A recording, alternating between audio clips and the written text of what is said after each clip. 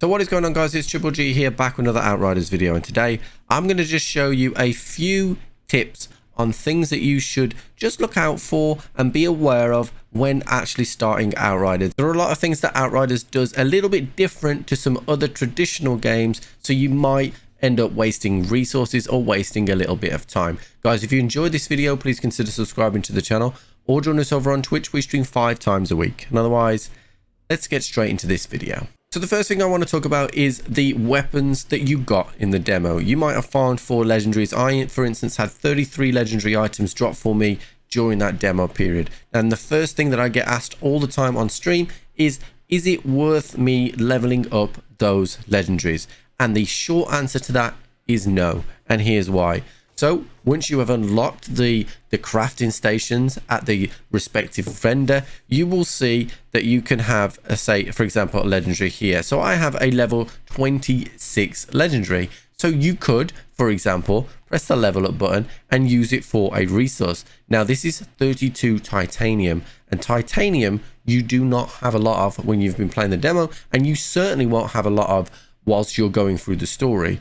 So I very quickly, when going through the story, replaced every single legendary with, you know, purples and blues as they came through. Just to note, one of the stories really early on gives you an assault rifle that has a mod combination that is absolutely brilliant. So look out for that. But the long and short of it is you do not need to level up these items while going through the story. The second tip I'm going to give you is about the story itself. Now, enjoy the story. I enjoyed the story. The cutscenes were pretty good. I enjoyed everything about the story. But one of the things that you can turn on, if you like, is the auto world tier. So if you don't know, the game has world tiers that you will progress up, and you can press auto world tier on them, and you can go through, and it increases the amount of legendary drops, the amount of items, that kind of thing. So if you have auto on, it will automatically start getting more difficult and more difficult as you go through, increasing the enemy's level. Now, whilst that makes sense because you are leveling up yourself, you will get to a bit of a tipping point at world tier 6 or 7 where you'll stop progressing as fast, but the world tier will progress a little bit faster than you, and the game becomes a little bit more difficult. Those of you that enjoy that challenge can carry on up the world tiers, but just so you know, you don't actually have to stay on that world tier. You can drop it down, you can move it up, you can do whatever you want to do to make that content easier or harder for you. So don't be intimidated by content and think that you have to stick with the world tier you have. The next tip I'm going to give you is about the skill trees and just overall progression when it comes to Outriders. The skill trees themselves are pretty straightforward.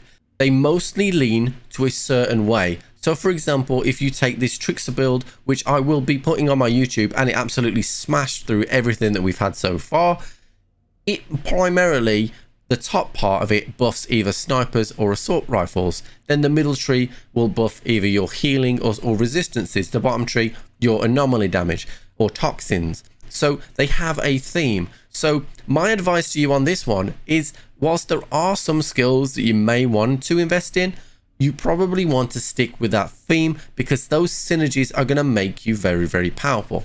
For example, I managed to buff all my assault rifle damage all the way through this tree and give myself extra magazine size. So of course I was going to be using LMGs and assault rifles because I've buffed that damage, I've buffed that accuracy, and I have buffed everything associated with assault rifles.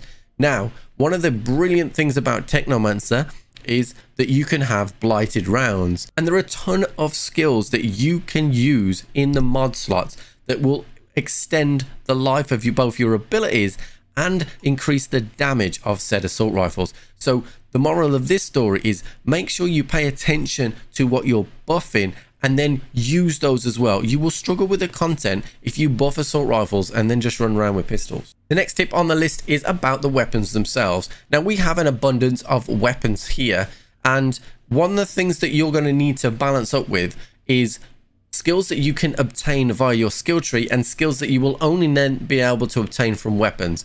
And here's an example of that. So vulnerability, for example, in the demo was one of the most OP mods and one of the mods that was a necessity to kill captains quickly. vulnerability is still a fantastic ability in Outriders. But you'll see here that this weapon, which is my go-to weapon currently, I haven't got vulnerability on it. And that is because I have vulnerability from my actual skill tree. So those are the type of things that you need to pay attention to. One of the things I would also say about weaponry in specifics is that I would always have, if you look at this weapon, a secondary ability that chains or moves to multiple enemies at once. That will help you keep those crowds down, and you're killing enemies without having to use any ammunition, which will also keep those crowd downs and make you more efficient as a player. The final thing on my list is a tactical one. Now, I am a huge mini-map player, and what I mean by that is I am constantly looking at the mini-map in terms of where enemies are.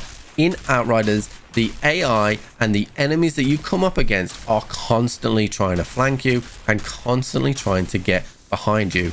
My 2 tips for that is always be looking at your mini-map and always try and address the high ground. The high ground usually only has 1 or 2 areas of which you can get up to, meaning that you only have to kind of sort out 1 or 2 ways without having to constantly worry about enemies coming at you from all sides. Just while we're touching on world tiers as well, world tiers is actually completely separate to the challenge tiers at endgame. So don't think that you need to keep grinding those world tiers up because you want to get to endgame and be the maximum at endgame. Whilst it does have some correlation, challenge tiers are completely separate from world tier. So that is it for today's video, guys. I hope you have enjoyed this video. If you have, please consider subscribing to the channel or join us over on Twitch. We stream 5 times a week. And otherwise, I'll catch you on the flip.